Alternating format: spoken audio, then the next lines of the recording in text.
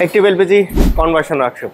আর active LPG conversion workshop মানে আপনারা জানেন যে বিভিন্ন মডেলের ডিফারেন্ট মডেলের যে গাড়িগুলো সচরাচর আসলে এলপিজি করা পসিবল হয় না বা এলপিজি করার কথা ভাবে না, কেউ চিন্তা করে না, তাদের জন্য কিন্তু অ্যাক্টিভ এলপিজি মোস্ট প্লেস। কারণ এখান থেকে আপনারা আপনার বাসায় যে গাড়িটা আছে এটা নিয়ে আগে ভাবতেছেন যে আসলে এই গাড়িটা আমি এলপিজি করতে পারবো কিনা, এলপিজিতে সমস্যা হবে কিনা, সেই গাড়িটা কিন্তু ইজিলি এলপিজি করতে পারবেন অ্যাক্টিভ এলপিজি কনভার্সন ওয়ার্কশপ থেকে। এখন আসলে অ্যাক্টিভ এলপিজিতে যে গাড়িগুলো আছে এই গাড়িগুলো কিন্তু বেসিক। আর তাছাড়া ডিফারেন্টের মধ্যে যে গাড়িগুলো আছে আমরা যদি দেখি, আজকে দুইটা গাড়ি আছে ডিফারেন্ট গাড়ি। তার মধ্যে হচ্ছে এইদিকে যে গাড়িটা আছে এটা হচ্ছে মিৎসুবিশি এক্সপ্যান্ডার 2024-এর মডেল। আর সামনে যেটা আছে সেটা হচ্ছে টয়োটা রাশ। আর টয়োটা রাশ গাড়িগুলো কিন্তু নতুন মডেল কথা চিন্তা করে অনেকেই ভাবে যে এলপিজি করা যাবে কিনা। তো সেক্ষেত্রে আপনারা যারা চিন্তা করতেছেন যে রাশ গাড়ি এলপিজি করা যাবে কিনা, আমি বলবো যে অনায়াসে খুব সুন্দরভাবে এলপিজি করা পসিবল টয়োটা রাশ। আমরা একটু দেখি। অনেকেই চিন্তা করে যে সিলিন্ডারটা কোথায় ফিটিং হবে, সিলিন্ডারটা কিভাবে ফিট হবে, সিলিন্ডারটা ফিটিং করার পরে আসলে স্পেস কতটুকু থাকবে। এটা হচ্ছে 60 লিটার সিলিন্ডার ইনস্টল করা হয়েছে এটাতে। তো তারপর কিন্তু যথেষ্ট স্পেস আছে। ইভেন পিছনে যে দুইটা বেবি সিট আছে, বেবি সিট দুটো ফোল্ড করার পরে কিন্তু যথেষ্ট পরিমাণে জায়গা থাকবে লাগেজ ব্যাগেজের জন্য। রাশ গাড়িগুলো আসলে এগুলো নতুন মডেলের গাড়ি। তো আমি বলবো যে আসলে এই ধরনের গাড়িতে কোনো সমস্যা নেই এলপিজি করতে। পাশাপাশি এই গাড়িটা হচ্ছে ডুয়েল ভিভিটিআই, 1500 সিসির মধ্যে কিন্তু ডুয়েল ভিভিটিআই।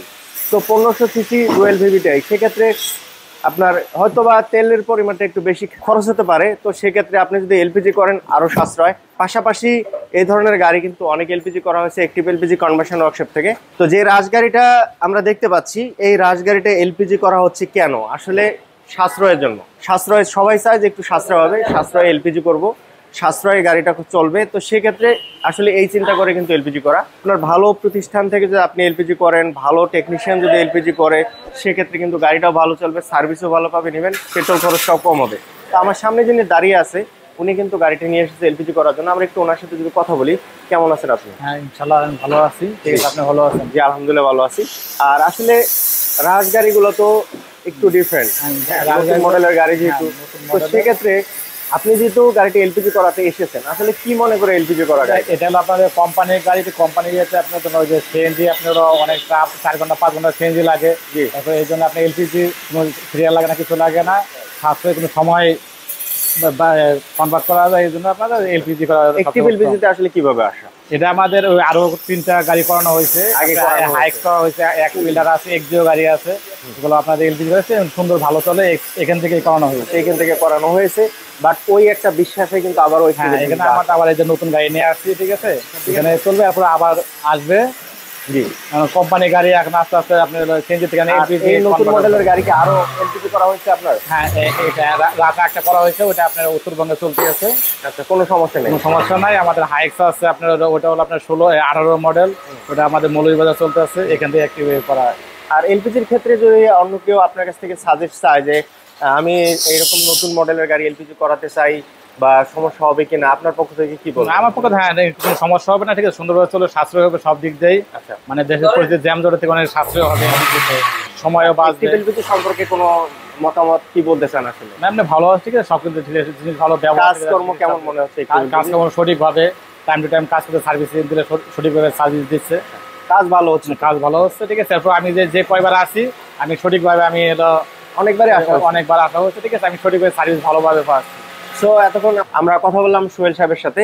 তো ভাইয়া ভালো থাকবেন। হ্যাঁ ইনশাআল্লাহ, ঠিক আছে। আসসালামু আলাইকুম। আর আমাদের টেকনিশিয়ানের সাথে যদি কথা বলি, যিনি আসলে গাড়িটা এলপিজি করতেছেন, তো উনি কিন্তু এর আগে পরে অনেক এই ধরনের গাড়ি এলপিজি করেছে। তো সেক্ষেত্রে আসলে ওনার একটা এক্সট্রা এক্সপিরিয়েন্স আছে এই ধরনের গাড়িগুলো এলপিজি করার ক্ষেত্রে। আপনার পক্ষ থেকে আপনি কি বলবেন যে এই ধরনের গাড়িগুলো যে এলপিজি করা হচ্ছে আসলে কোনো সমস্যা হতে পারে কি ভবিষ্যতে? না, আসলে আমাদের অ্যাক্টিভ থেকে আমরা যতগুলো এই গাড়িগুলো করেছি, আর এই গাড়ির ক্ষেত্রে এটা লেটেস্ট মডেলের গাড়ি, এটা 2023-এর গাড়ি। জি, বাট অবশ্যই এখন 24 অবশ্যই লেটেস্ট গাড়ি। তো এই গাড়িগুলো ইদানিং ঢুকতেছে। এর আগের যেগুলো করছি ওইগুলো আমরা অনেকগুলো করেছি, রাজগাড়ির মধ্যে আমরা অনেকগুলো করেছি। তো তাতে এরকম কোনো প্রবলেম ফিল করে না, কোনো প্রবলেম নাই না। রাজ বলেন, অ্যাভেঞ্জার বলেন, এতে কোনো সমস্যা করে না। বাট মূল কথা যেটা, যারা দক্ষ নিয়ে কাজ করতে পারে, যারা এই গাড়িগুলো সম্বন্ধে জানে, তাদের কাছ থেকে কোনো সমস্যা নেই, মানে ইজিলি। কারণ আমরা এতদিন যাবত এই লাইনে আছি, এতদিন কাজ করি, আমাদের একটা অভিজ্ঞতা হয়ে গেছে। বাট আমি নতুন কাউকে দিয়ে গাড়ি করাতে পারবো না, সম্পূর্ণ ইলেকট্রিক্যাল গাড়ি, প্রবলেম হতেই পারে।